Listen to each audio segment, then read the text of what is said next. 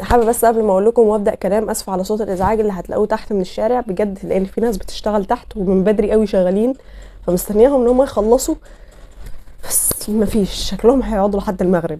فقلت ان انا اصور لكم، وحاولوا انكم تتغاضوا، انا عارفه انكم مالكوش ذنب انكم تسمعوا الدوشه دي، بس ان شاء الله ما تكونش واضحه لكم قوي في التصوير. مبدئيا كده علشان تكونوا عارفين، وعشان انا دايما بكون صريحه معاكم، انا ما بذاكرش عدد الساعات دي علشان ما فيش ناس تحط نفسها تحت ضغط وستريس ان انا المفروض اذاكر 8 ساعات او المفروض اذاكر 10 ساعات او 12 ساعه عشان شافت فلان وعلان كان بيذاكر عدد الساعات دي. انا في الحقيقه بذاكر في الطبيعي، يعني ان انا بذاكر يعني من 3 ل 6 ساعات على حسب كميه الحاجات اللي ورايا، ولكن حبيت ان انا كل فتره اتحدى نفسي واعمل تحديات زي كده، وخصوصا انا وصايمه. وبما ان تقريبا بدا الترم الثاني من حوالي شهرين، ولكن انا للاسف ما ذاكرتش اي حاجه خالص خلال الشهرين دول، وده طبعا باسباب كتيره، بسبب ان انا كنت مشغوله بكذا حاجه، وبسبب كمان ان الدكاتره كانوا بيكوموا علينا محاضرات كتير، يعني فبالتالي يعني اللي هو اكيد احنا طبعا مش هنقدر نذاكر كل ده، وكنا بنروح الكليه كل يوم حتى يوم السبت، يعني كان ناقص ينزلونا كمان يوم الجمعه، وده بسبب ان احنا كليتنا في اقصى الصعيد والدكاتره من بحري، فهم كانوا عايزين يحاولوا ان هم يخلصوا على قد ما يقدروا علشان يروحوا بعد كده في رمضان ما يكونش عندنا اي حاجه. فده طبعا يعني خلانا نضغط الفتره اللي فاتت، وان احنا ناخد حاجات كتير قوي، مفيش حد كان بيذاكر، وانا قلت اشغل نفسي بحاجات تانية بدل ما اضيع الفتره دي على الفاضي.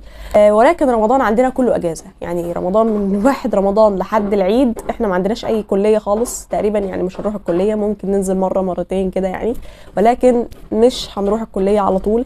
فده اللي خلاني ان انا خلاص يعني اللي هو استغل الفتره اللي فاتت دي في حاجات تانية، وابدا مذاكره من رمضان. انا عملت تحدي 8 ساعات ده علشان لقيت عليا حاجات كتير، يعني لما بدات ان انا اكتب المواد اللي عندي واشوف انا ورايا ايه واقول بسم الله الرحمن الرحيم كده، لقيت ان انا عندي محاضرات بالهبل، فقلت ان انا لازم كل فتره اعمل لنفسي تحدي كده ان انا اذاكر عدد ساعات كتيره، ولكن مش دايما هذاكر 8 ساعات و10 ساعات، لا هو كل يوم كل اسبوع مثلا اختار لي يوم يومين بالكتير، علشان يا جماعه ما يحصل لكمش بيرن اوت، يعني تستهلكوا وما تقدروش تذاكروا تاني، لا حاولوا انكم توازنوا ما بين المذاكره وحياتكم، علشان ما تحسوش ان يجي عليكم فتره كده ومش قادرين تفتحوا كتاب. حبيت اقول لكم بس الملحوظه دي، وانا ليه عملت كده علشان محدش يحط نفسه تحت ستريس ان انا المفروض اذاكر زي عدد الساعات اللي ذاكرها فلان او علان. قبل ما تنام بالليل اعمل لستة، ايه الحاجات اللي عملتها النهارده صح وايه الحاجات اللي عملتها النهارده غلط، ولو الله سبحانه وتعالى اديني يوم جديد اعمله تاني احسن من كده ازاي. فانت بتشوف ايه اللي غلط وتظبطه وايه اللي صح وتحسنه كمان، فيوم الجديد فباستمرار بتقيم، باستمرار بتحسن نفسك. فده اللي انا بعمله باستمرار، وده اللي انا بعلمه للناس. فلما حد يجي يشتكي، ما انت بتشتكي مش بتشتكي؟ طب في خلال ما انت بتشتكي بتحقق هدفك؟ طبعا لا. طب بتشتكي ليه؟ ما تضيعش وقتك في الشكوى، لانك في خلال ما انت بتشتكي في انسان تاني عايش حلمك انت. خليني اقول لكم الاول يومي كان عامل ازاي. مبدئيا كده انا في اليوم ده للاسف صحيت متاخر، وحبيت اقول لكم الكلمه دي علشان اولا عشان اكون صريحه معاكم، ثانيا علشان اعلمكم حاجه، وزي ما بعلم نفسي دايما اللي هو مش معنى ان في حاجه ما مشيتش على زي ما انتوا حاسبين يبقى معنى كده انكم تنفضوا الباقي اليوم كله.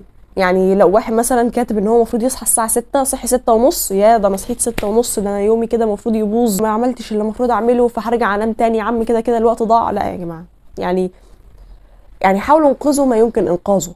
فانا صحيت في اليوم ده حوالي الساعه 9، وده بسبب ان انا كنت اليوم اللي قبله كنت صاحيه بدري قوي وما نمتش خالص، يعني كنت صاحيه الساعه 6 وما نمتش خالص نومه قيلوله، يعني كان يوم الصيام كله كنت صايمه وما نمتش خالص. وكمان جيت بعد كده بعد صلاه التراويح رحت الجيم، فلما رجعت رحت نمت على طول. اليوم ده صحيت الساعه 9 وما قدرتش خالص ان انا اقوم قبل كده، لكن في اليوم ده بما اني صحيت متاخر فكنت عارفه انهم بعد ساعتين هيصحوا وهيقولوا لي اعملي واعملي واعملي، وده هيقطعني عن المذاكره. فرحت عملت كل الحاجات اللي انا المفروض اعملها الاول قبل ما ابدا مذاكره، وبعد كده قعدت على المذاكره وبدات. تقريبا كانت الساعه حوالي 10 ونص. انا طبعا صورت لكم الوقت وصورت لكم كل حاجه، لان انا ممكن دلوقتي مش متذكره الاوقات قوي اللي انا صحيت فيها واللي انا بدات فيها مذاكره، ولكن انا صورت كل حاجه. فهنبدا نشوف هل انا قدرت اخلص عدد الساعات اللي المفروض اخلصها ولا لا، وهل خلصت كل الحاجات اللي المفروض اذاكرها ولا لا. بدأت مذاكرة من الساعة 10 بعد ما خلصت كل اللي ورايا، ولكن للأسف المكتب ما كانش منظم، فبدأت ان انا انظم المكتب واشيل كل حاجة موجودة عليه. ده كمان بلس ان كان امبارح اصلا كان في عاصفة ترابية، فالبيت تقريبا كله يعني بقى مليان تراب، فقلت ان انا اشيل من عليه كل حاجة وابدأ ان انا امسح التراب الموجود على المكتب، وابدأ احط الحاجات بنظام علشان ابدأ مذاكرة.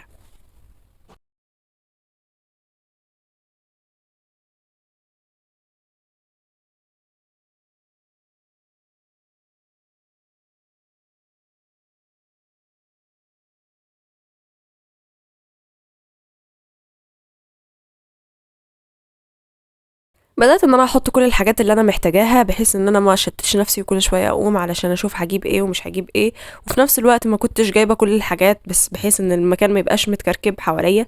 واول حاجة بدأت ان انا اعملها هو ان انا بدأت ان انا اكتب التو دو ليست للحاجات اللي انا عايزة اذاكرها النهاردة.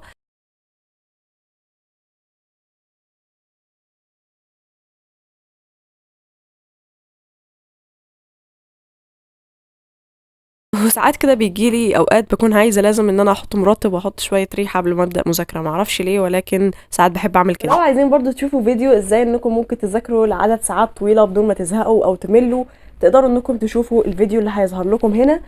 ولو كمان عايزين تشوفوا فلوجات تاني ليا انا وبذاكر في فتره رمضان وانا صايمه، تقدروا برضو تشوفوا الفيديو اللي هيظهر لكم هنا. وبس كده، يلا نكمل الفيديو. ولكن الفشل ضروري للنجاح المتزن. فلولا وجود الفشل ليه مكان للنجاح قيمة. لولا وجود الفشل ليه مكان للنجاح قيمة. ربنا سبحانه وتعالى قال لك إن مع العسر يسر. فلولا وجود العسر ليه مكان لليسر معنى. ولولا وجود عكس المعنى ليه مكان للمعنى معنى. فلولا وجود الفشل ليه مكان للنجاح معنى. فبالنسبة لي الفشل لازم عشان أكون أفضل في حياتي. وتمشي في الدنيا تبص وراك تقول تعرف ياه أنا تعبت وأنا استحقها. فلو كنتش وقعت كذا مره يبقى ان واحد لما ينجح مش هيلاقي طعم للنجاح. وياما تكون سمعت عن ناس نجحوا وصل لمراحل كبيره جدا في حياته، ما تسمع انه تعيس او مكتئب او انتحر. الله، طب ليه؟ لانه ما دقش طعم التوازن في الحياه. تعالوا كده نشوف احنا خلصنا ايه امبارح.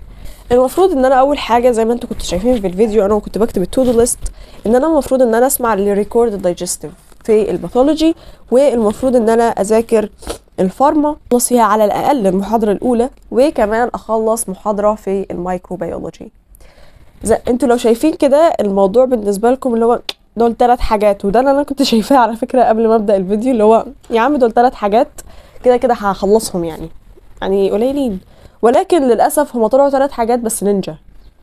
فاللي انا عملته ان انا فعلا خلصت الدايجستيف الريكورد بتاعه خلصته، وكمان ذاكرت جزء كبير جدا من الحاجات اللي في الريكورد. يعني انا دايما بسمع ريكورد مش عشان افهم، هو انا بسمع ريكورد علشان اعرف اتشرح ايه بالظبط في المحاضره، علشان لو في حاجه كده او كده ما اتشرحتش اعديها.